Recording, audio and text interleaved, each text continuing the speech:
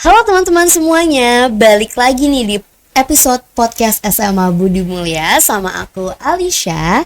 Nah, hari ini aku akan nemenin kalian di ngobrol-ngobrol podcast hari ini. Tapi aku gak sendiri nih, aku kedatangan tamu yang spesial banget. Dan aku juga excited banget buat ngobrol sama narasumber kita hari ini. Boleh perkenalan dulu gak nih Kak Asa? Oke, hai semuanya. Perkenalkan aku Ananda Mutiara Fitriasa atau kalian bisa panggil aku Asa, dan aku dari kelas 12-2. Oke, kita hari ini kedatangan Kak Asa untuk kita tanya-tanya ini teman-teman. Aku udah penasaran banget mau nanya-nanya ke Kak Asa ini. Oke Kak Asa, jadi aku kan tahu kamu nih sebagai orang tuh yang bener-bener aktif banget ya, siswa yang bener-bener aktif banget, banyak kegiatan dan juga berprestasi banget nih. Nah aku mau nanya dulu nih kalau kesibukan Kak Asa akhir-akhir ini apa sih? Kalau aku kan kemarin baru selesai TKA nih ya. Jadi masih kayak post TKA yang masih stres banget jujur. Tapi aku sekarang lagi lanjut buat belajar UTBK sama perbaiki nilai buat semester terakhir buat SNBP gitu. Nah, kesibukan Kak Asa ini kan bener-bener padat banget nih ya jadwalnya. Nah, aku tuh penasaran banget sih gimana Kak Asa itu mengatur time management dalam mengatur kayak lomba, terus juga kegiatan di luar KBM, dan juga buat Kak Asa nih menstabilkan nilai akademik kakak. Jadi tuh kalau menurut aku ya, untuk manajemen waktu sebagai anak Budi Mulya itu cukup mudah.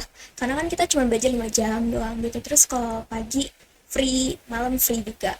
Nah biasanya aku tuh belajar untuk akademi gitu-gitu itu dari pulang sekolah sampai kisaran jam 10, mungkin tergantung mood aja sih sebenarnya. Nah kalau paginya itu aku isi buat latihan, kayak misalkan aku lagi ada lomba debat, itu baru aku paginya buat latihan debat itu, jadi ada kepisah gitu latihannya. Oke, berarti sebenarnya Kak Asa nih bener-bener sibuk banget ya. Cuman berarti kakak ini tipe orang yang bisa mengatur waktu gitu ya. Jadi semuanya bisa handle dengan baik Ya gitu. alhamdulillahnya bisa kehandle sih sejauh ini. Nah, aku penasaran banget nih Kak Asa.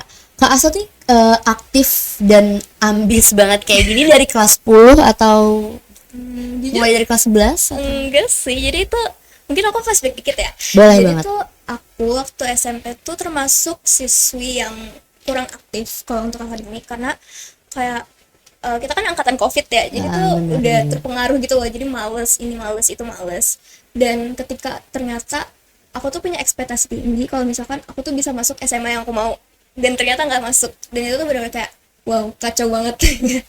Dan dari situ tuh mungkin ada beberapa anak yang mikir kalau misalkan gue nggak masuk ke SMA yang gue mau tuh gue males, tapi kalau aku nggak, justru aku kayak ngerasa kayak aduh, masuk swasta lagi nih, dibayarin lagi nih, jadi kayak agak nggak enak. Jadi Pressure aku ya. pressure banget jujur. Jadi aku coba buat aktif di sekolah yang sebenarnya bukan tujuan aku awalnya gitu kan.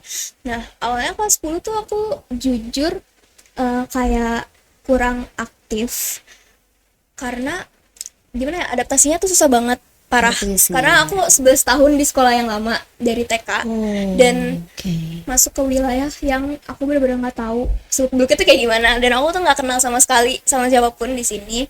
Jadi tuh benar-benar stres banget, adaptasinya tuh susah banget pas awal MPLS. Sama-sama tuh aku kayak minta buat kayak video call sama teman-teman aku tuh kayak setakut itu gitu buat adaptasi. Terus akhirnya aku waktu itu Budi Mulya masih ada broadcasting. Nah aku masuk situ, mulai aktif masuk OSIS gitu. Dari situ baru mulai aktif. Oke, berarti ternyata dulunya nih Kak Asa cenderung yang cukup sulit beradaptasi gitu ya dengan lingkungan baru. Nah, berarti kakak ini orang yang bisa mengatasi hal tersebut, tapi mungkin takes time gitu ya? Iya benar banget. Itu kayak jujur aku awalnya kayak apa ya, takut banget buat adaptasi sama lingkungan baru, karena aku ngerasa kok teman-teman di kelas aku tuh udah punya teman, karena kan mereka banyak kan yang udah SMP di Budi Mulya, udah SD di Budi Mulya, dan aku bener-bener 3 hari pertama di kelas tuh aku duduk sendiri, jadi kayak Oh my. sesusah itu sih jujur. Iya. Oke. Nah, dan aku juga tahu nih Kak Asa tuh bener-bener menyelam di dunia debat nih, ya kan? Nah, kalau boleh tahu interest sama debat itu dari kapan sih Kak? Jujur aku nggak ada interest sama debat awalnya ya, cuman waktu itu pas kelas 10 itu tuh ada tugas buat artikel, kamu juga pernah kan dapat Iya, tugas pernah, itu pernah. sama Bu Syarifah, dan dari situ ternyata dia tuh lagi seleksi buat ikut lomba debat. Jadi pertama kali Budi Mulia ikut lomba debat tuh dari situ, dan aku bukan ditawarin, aku dipaksa ya guys. Jadi kayak waduh gimana nih, jadi awalnya tuh depresi banget, parah, stres berat karena aku introvert banget. Jadi kayak suatu posisi atau suatu kasus aku harus ngomong dan tanpa melihat buku tuh aku benar-benar takut banget pada saat itu. Cuman kayak lambat laun jadi kebiasa. Oke, berarti Kak Asa ini tuh debat bukan dari SMP ataupun Justru aku dulu ngomong aja gemeteran guys, jadi kayak nggak kepikiran sih sampai ke debat. wow, berarti untuk bisa ada di Kak Asa sekarang itu pencapaian Panjang banget. panjang. Jujur kayak bingung sih kok bisa di sini gitu. Karena nggak expect juga pas awal debat itu aku sempet yang stres parah, kayak aduh nggak mau debat lagi, nggak mau debat lagi, sampai nangis-nangis. Cuman kayaknya kalau belum berhasil tuh belum sah gitu. Coba. Berarti kakak ini selalu mengimprove diri kakak ya untuk bisa sampai kayak sekarang gitu. Bener. Keren banget sih jujur. Nah, Kak Asa ini kan baru menang nih teman-teman dari lomba debat di UIN, juara 2. Nah, aku mau tahu nih Kak, strategi kakak buat bisa menang lomba debat itu kayak gimana sih? Jadi lomba debat ini itu kayak itu kan dari UIN ya guys, dan itu tuh tiba-tiba banget diumumin kalau misalkan debat itu nggak impromptu. Jadi di debat itu ada impromptu sama tidak impromptu, dimana kalau nggak impromptu itu nanti dari pihak debatnya itu bakal ngasih mosi, dan mosi itu harus kita cari pro dan kontranya tuh kayak gimana.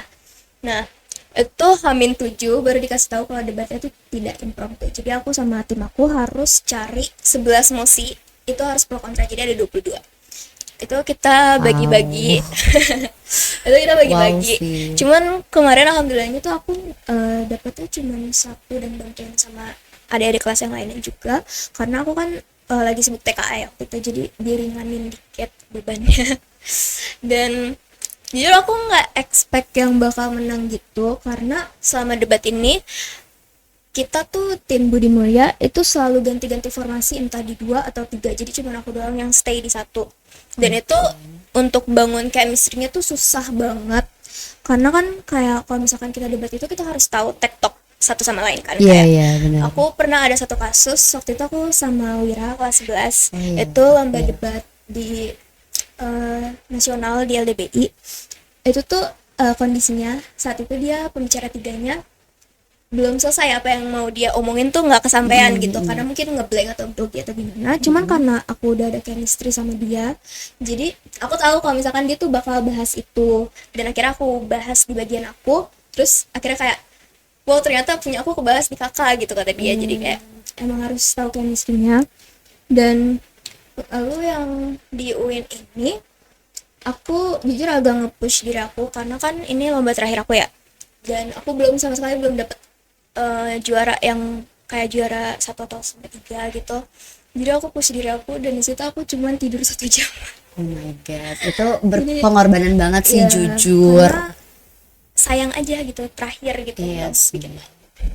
Pengen maksimal ya kan, apalagi udah kelas 12 udah terbatas banget kalau mau ikut lomba. Berarti strategi yang paling penting tuh chemistry dan juga penguasaan materi kali ya Kak? Iya benar. Kalau debat itu benar-benar harus suka baca. Kayak aku bisa baca artikel sebanyak itu dalam 1 hari cuman buat 1 mosi. Karena kan kalau satu materi pun itu dia sumbernya banyak ya, kita harus cross check juga. Ini tuh benar nggak sih kayak gitu, karena ada beberapa kayak walaupun based on undang-undang pun itu tuh bisa direvisi, jadi harus cari lebih dalam lagi.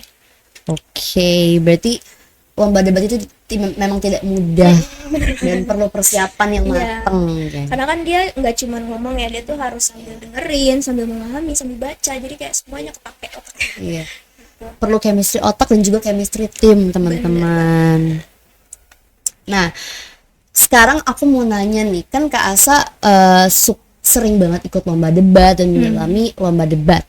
Apakah memang debat itu selaras dengan tujuan jurusan PTN Kakak? Mungkin boleh cerita? Oke, boleh banget. Jadi aku agak flashback lagi. Jadi itu dari kelas 7 SMP walaupun aku termasuk anak yang malas gitu ya, tapi aku udah tahu aku mau kemana. Aku mau ambil hubungan internasional atau ke hukum. Tapi ternyata pas kelas 10 aku ganti pikiran dan aku kayak kok pengen saintek gitu ya. Terus ternyata aku masuk IPA 1 kan.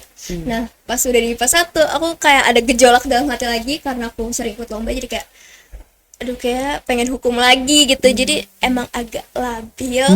Tapi sekarang udah aku tentuin emang aku nanti mau ambil hukum, jadi selaras sama apa yang aku jalani selama ini di lomba debat gitu. Jadi kepake. Oke, berarti perlombaan yang kakak ikutin itu memang selaras dengan tujuan Ya. kakak nanti ya di PTN. Nah, kalau boleh tahu nih PTN inceran kakak tuh apa sih? Penasaran banget. Jujur aku punya strategi yang mungkin bagi sebagian orang tuh agak konyol dan labil. Jadi karena aku kan angkatan ini kan ada TKA ya. Ya. Nah, jadi aku harus ngambil mata pelajaran yang sesuai sama rapot aku dong. Iya, gitu. benar. Nah, aku jadinya tuh nanti berdasarkan prestasi SNBP itu bakal tetap ambil yang rumpun saintek. Cuman kalau misalkan emang belum rezeki, baru aku nanti mau ambil hukum di universitas lain. Sebenarnya sih pengen ambil Unpad ya, kayak pengen jadi anak Nangor gitu. Cuman Anak agaknya Nangor, nggak iya, iya. direstuin gitu. Oke, karena denger-denger Nangor emang agak Aduh, Las iya. Vegas gitu ya. yang tahu Iya, aja. yang tahu-tahu aja gitu. Sebenarnya karena ini juga sih, jadi TMI aku Oke. ke rantau. Jadi aku di sini tinggal sama nenekku. Jadi setiap weekend itu aku baru pulang dan rumahku di Bogor. Jauh Jauh ya, banget. Say, Makanya jauh, kayak jauh. agaknya nggak boleh nih ke Nangor gitu. Jadi aku nargetin yang deket-deket Bogor sama ya Jabodetabek lah gitu, kayak IPB. Terus kalau misalkan mau hukumnya mungkin ambil veteran. Oh, UPN, Iya. UPN veteran. Yang di Jakarta. Iya, Yang di, Jakarta. oh, Jakarta. Oke. Nah, terus kakak ini kan abis melangsungkan TKA nih angkatan pertama. Aku penasaran Aduh. banget, guys. Aku penasaran banget pandangan Kak Asa terhadap TKA dan ibaratnya angkatan percobaan. Jujur udah berapa kali nih jadi angkatan percobaan kan. Dan sebenarnya menurut aku sih oke-oke aja, karena kan banyak kasus ya kayak dongkrak nilai gitu, cuci iya, rapot gitu. Cuman masalahnya adalah kita baru dikasih tahu hamin 2 bulan sebelum difiksin. Jadi kayak wow, gimana cara ngejar materi segitu banyak ya kan. Jujur aku burn out banget parah. Tapi aku cari alternatif lain nih. Aku ikut les online karena jujur aku bukan tipe orang yang bisa belajar rame-rame. Aku harus belajar sendiri. Jadi aku pilih buat les online. Terus alhamdulillah agak kekejar, cuman ya gimana ya, 2 bulan doang gitu. Iya. Jadi kayak berasa. Kurang maksimal gitu bener ya banget, bener persiapannya. Nah, kalau boleh tahu nih Kak, TKA tuh kayak gimana sih materi-materinya? Kalau Apakah sama dengan SNBT atau gimana? jujur beda ya, karena kalau TKA itu kan teori, dia lebih ke teori, walaupun ada penalaran juga kan, karena dia hot soalnya. Cuman menurut aku mungkin ini setengahnya dari UTBK gitu. Cuman ya sulitnya mungkin karena banyak teorinya, dan yang keluar itu banyak kan di materi kelas 11, jadi benar-benar harus recall lagi gitu. Berarti penting banget ya Kak untuk kita tuh selalu mengingat-ingat pelajaran di Iya, kelas 11 bener dan banget. kelas 10 Kelas review 11, materi iya, gitu. kelas 11 tuh materinya krusial banget karena sering muncul gitu di TKA, SNBT, Mandiri, itu banyak banget keluar kelas 11. Oke, berarti akan lebih baik kalau kita persiapin dari kelas 11 bener banget, gitu. Atau bener. kelas 10 kalau mau nyiapin untuk Jangan TKA sih, gitu. jangan nanti Oh, burn burn out out. duluan. Iya, burn out nanti, duluan. apa bensinnya habis duluan di Bensinnya tengah habis jalan. duluan. Iya. Nah, kalau kakak sendiri nyiapin SNBT itu dari kapan Kak? Jujur karena aku tuh tipe yang kayak kalau mau jalanin sesuatu tuh jalanin yang pertama kali bakal datang dulu kan. Jadi aku fokus ke TKA dulu waktu itu. Dan tapi sebenarnya waktu aku TKA itu juga aku nyicil beberapa subtes UTBK kayak PBM itu kan masih nyambung sama TKA Bahasa Indonesia. Jadi ya aku coba nyari-nyari materi dasar tuh yang masih nyambung TKA sama SNBT, karena banyak banget, terutama PKPM itu tuh banyak yang nyambung sama materi matua di TKA. Jadi ya sekalian gitu. gitu. Nah, berarti menurut kakak nih kalau misalkan belajar atau mempersiapkan SNBT di kelas 12 gitu misalkan, menurut kakak itu telat nggak? Cukup telat nggak? Enggak, asalkan kalian mulainya dari semester awal. Karena kalau misalkan belajarnya hamin 3 bulan, hamin sebulan, menurut aku bakal burn out banget. Kayak waktu TKA kemarin kan itu cuman ada 2 bulan doang kan. Karena sebelumnya sebenarnya aku pengen curi start nih, cuman kayak kok belum diresmi-resmiin gitu, terus baru diresmiin pas hamin 2 bulan. Jadinya pas 2 bulan itu bener-bener burn out parah. Itu kan baru 5 mapel doang. Ya gimana kalau misalkan UTBK tuh ada 7 subtes. Benar Jadi sih. kalau menurut aku kalau Kebayang, hamin 3 agak kurang ya gitu. Iya. Kecuali kalian emang belajarnya gila-gilaan ya. Berarti itu juga tergantung sama preferensi siswanya sebenarnya. ya. Belajarnya gimana gitu. Mana yang works gitu ya teman-teman. Dan aku jujur bukan tipe yang bisa diburu-buruin. Jadi kalau misalkan emang deadline itu deket banget, justru makin burn out. Jadi kayak yang bisa belajar sekalian gitu. Iya. Oke. Nah, kalau kakak nih strategi buat PTN ini mau ngincer jalur apa nih kak? Soal SNBP, SNBT atau mandiri? Siapa sih yang nggak berharap sama SNBP kan? Benar sih. Cuman karena emang jalur langit banget, aku tuh udah nyiapin ruang ikhlas di hati aku. Jadi kayak kan itu kebetulan udah dikasih tahu ya kalau misalkan SNBP 2026 ini dia tuh diumumin hamin 21 UTBK. Jadi kayak space-nya tuh dikit banget. Jadi nggak mungkin kayak orang tuh harus nunggu pengumuman dulu baru belajar SNBT Iya, di iya, 21 benar. hari itu kan sangat tidak mungkin. Sangat tidak mungkin. Ya, jadi kayak udah siapin ikhlas dan kalaupun emang belum rezekinya nggak apa-apa, di 21 hari itu push lagi buat UTBK. Kan tinggal 21 hari lagi gitu. Dikit lagi. Gitu ya. Berarti kakak udah punya plan untuk PTN-PTN yang kakak udah pengenin dan kakak incar gitu. Iya. Nah, kira-kira ada lagi nggak nih kayak hal-hal yang kakak lakuin untuk merealisasikan plan-plan tersebut? Kalau aku kan emang awalnya niatnya di SNBP dulu kan, semua orang juga pasti kayak gitu.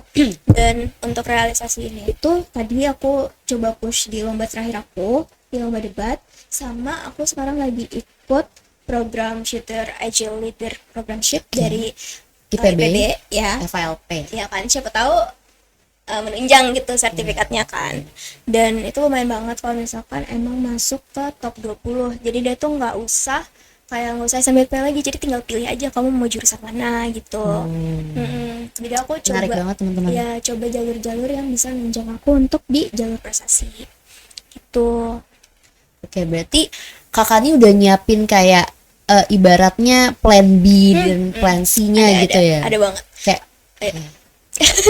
kayak kakak ikut FALP dan jalur-jalur yang memang sekiranya bisa membantu Iya. kakak kalau misalkan amit-amit SNBP-nya Iya, enggak. benar-benar. Ya, gitu. Jadi aku juga udah kasih cadangan juga buat kayak PTS atau PTN lainnya yang bakal jadi cadangan aku. Dan aku juga udah minta izin sama orang tua aku kayak gimana kalau misalkan aku amit-amit belum rezekinya tahun ini, apakah aku boleh gap year gitu. Dan ternyata boleh. Jadi udah tenang gitu. Boleh. Berarti kakak punya ada plan untuk gap year. Ya, kalau misalkan emang senggak dapet itu maupun sampai mandiri atau kayak gimana karena ya yang aku tuanin pasti PTN gitu kan. Jadi ya kalau udah ada dapet restu kan udah enak. Iya benar. Pandangan kakak tentang gap year tuh kayak gimana? Jujur menurut aku gap year itu nggak seharusnya dipandang sebagai aib atau kayak gimana, karena itu kan usaha kita untuk mencapai tujuan Iya, kita benar gitu kan. sih. Justru ketika kita gap year seharusnya persiapannya udah lebih matang karena kita bakal belajar 1 tahun, sementara mungkin kelas 12 yang di bawah kita baru belajar hamin 3 bulan atau hamin 5 bulan. Dan seharusnya kalau kita belajar efektif itu bisa dimanfaatkan dengan baik dan harusnya langsung dapet sih kalau misalkan bener ya gitu. Karena kan terkadang stigma masyarakat tentang gap year itu Iya. kayak gimana gitu. Karena aku juga awalnya kira orang tua aku bakal nggak bolehin karena kayak takut anaknya mulai hidup tuh lebih lama setahun gitu Iya, daripada benar. teman-temannya. Tapi ternyata Ketinggalan gitu. iya, mereka open minded untuk kayak oke, kalau kamu mau nyoba tahun depan boleh kok gitu. Oke, berarti gap year it's okay guys. Iya, apa banget gitu. Justru malah persiapan kita lebih matang untuk Iya. PTN yang kita mau. Karena aku juga punya pemikiran kalau misalkan mimpi kita besar itu jangan dikecilin standarnya tapi digedein lagi usahanya gitu. Gila, bagus banget quotes Quotes of the day. quotes of the day guys.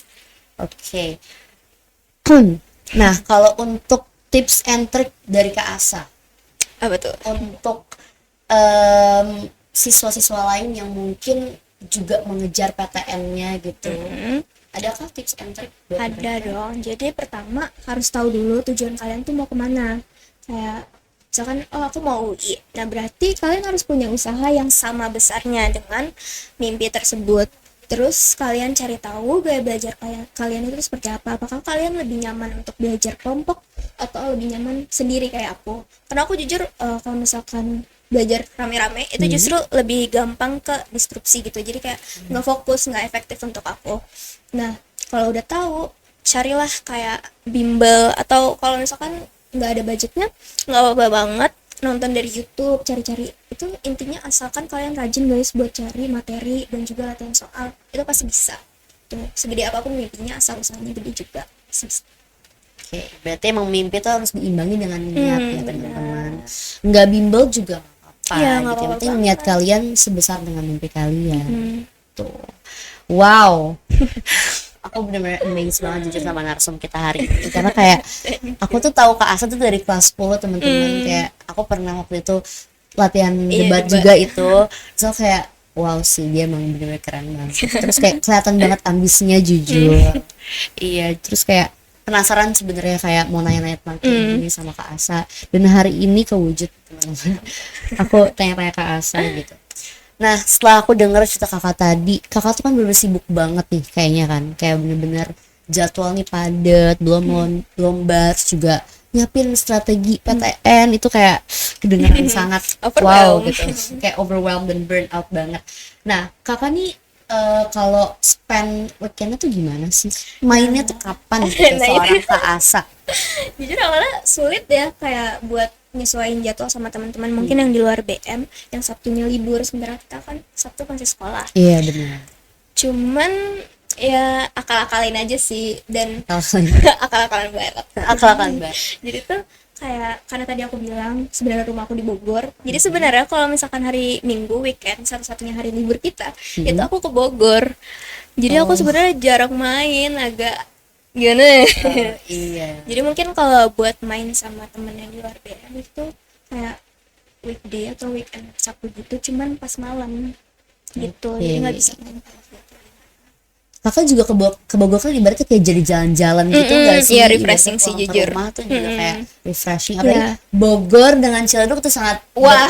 kontras banget guys. Jadi pasti kerasa sih pas pulang tuh kayak refresh gitu. Dan cara aku akalinnya adalah aku ajak temanku ke Bogor. Gitu. That's a good idea Iya. guys. Jadi kita mainnya ke rumahku, aku bawa semua itu. Seru sih, sumpah seru. Iya. Ntar ke jalan-jalan ke kebun raya. Seru banget jujur. Nah, berarti kan kakak nih meskipun sibuk tapi kakak juga bisa ngimbangin Iya. untuk tetap gak stres dan Iya, gak harus waras iya, guys, harus life waras gitu, untuk balance. tetap Iya, waras. Berarti benar. dengan kakak kayak tetap luangin weekend kakak itu ke pulang ke rumah, apalagi rumahnya Jauh. asri gitu. Iya. Bogor kan masih asri ya teman-teman, tidak spesial. Bisa. Oke deh Kak Asa. Ya. Terakhir nih, aku mau minta pesan-pesan kakak buat yang nonton, mungkin apalagi buat kelas 10 ya kan, baru masuk, mungkin kayak untuk motivasi belajar dari kelas 10 atau new restart gimana tuh? Jadi buat yang masih kelas 10 atau kelas 11 lebih baik dari sekarang persiapkan mental kalian ya, kejar nilainya karena kan yang dipakai tuh semester 1 sampai semester 5, yaitu maksimalin di nilai rapot. Dan apa ya, jangan terlalu di-push ya sebenarnya, karena aku bukan tipe orang yang sebenarnya mungkin kelihatannya rajin banget, ambis banget, enggak sebenarnya enggak kayak gitu. Aku tetap utamakan kewarasanku gitu. Jadi kayak main tuh masih perlu guys, apalagi SMA tuh kan masa paling seru. Benar, gitu, masa kita lagi explore-nya. Betul. Kalian boleh kok ikut kayak yang non akademik kayak ekskul ini ekskul itu, yang penting tahu gitu cara ngaturnya kayak gimana, dan pertahanin lah nilai itu buat nanti kalian SNBP, nanti kelas 11 baru curi-curi start buat TKA kalau misalkan ada ya. Kalau Iya. misalkan ada. Jangan terlalu di push dari kelas 10 juga karena nanti burn out. 20-an gitu. Oke, jadi yang paling penting juga kenalin diri kalian ya teman-teman. bener banget. Kalian belajar gimana, apa yang efektif untuk kalian, dan juga tetap harus jaga kesehatan, Bener banget, kesehatan fisik dan mental harus dijaga teman-teman dari kelas 10 biar nanti stamina-nya ada buat kelas 11 dan 12. Bener. Oke deh Kak Asa, makasih banget udah ngeluangin waktunya untuk hari ini, udah mau sharing buat semua teman-teman yang nonton nih, karena ini insight-nya benar-benar daging banget sih. Semoga jadi insight baru buat yang nonton juga. Oke deh. Terima kasih teman-teman yang sudah menyaksikan episode podcast Budi Mulia hari ini. Semoga informasi yang kita terima hari ini bermanfaat banget dan juga bisa menjadi insight baru untuk kalian. Tuh. Terima kasih teman-teman. Terima kasih Kak Asa. Iya, sama-sama. Dan nantikan episode podcast Esma Budi Mulia selanjutnya. Terima kasih. Dadah. Dadah.